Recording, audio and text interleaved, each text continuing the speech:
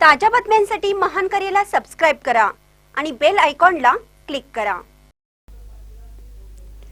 भांडण सोडवण्यास गेलेल्या महिलेलाच मारहाण। सांगली येथील भोई गल्लीमधील घटना। तिघांविरोधात गुन्हा। भांडण सोडवण्यास गेलेल्या महिलेलाच तिघांनी मारहाण केल्याची घटना सांगलीतील भोई गल्लीत घडली आहे।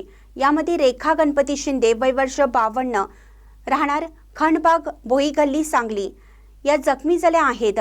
पोलिसांनी संशयित स्वप्नाली कांबळे तानाजी कांबळे दोघेही राहणार पारगाव कोल्हापूर आणि सूरज चेंडके राहणार भोई गल्ली यांच्या विरोधात गुन्हा दाखल केला आहे। घटनेची माहिती अशी फिर्यादी रेखा शिंदे यांची बहीण अलका कांबळे आणि तिचा मुलगा दत्तात्रय कांबळे यांच्या समवेत शांताबाई चिंडके, सूरज चिंडके, तानाजी कांबळे, स्वप्नाली कांबळे यांचा घरगुती वाद सुरू होता। हे भांडण सोडवण्यासाठी गेलेल्या फिर्यादी रेखा शिंदे यांना स्वप्नाली कांबळे हिने मारहाण केली। तसेच तानाजी आणि सूरज यांनी धक्काबुक्की केली। तानाजी यांनी तोंडावर ठोसा मारल्याने रेखा शिंदे यांचे 3 दात पडल्याचे फिर्यादीत नमूद केले आहे। याबाबत सांगली शहर पोलीस ठाण्यात नोंद करण्यात आली आहे। महानकर न्यूजसाठी आदी माने, मिरज।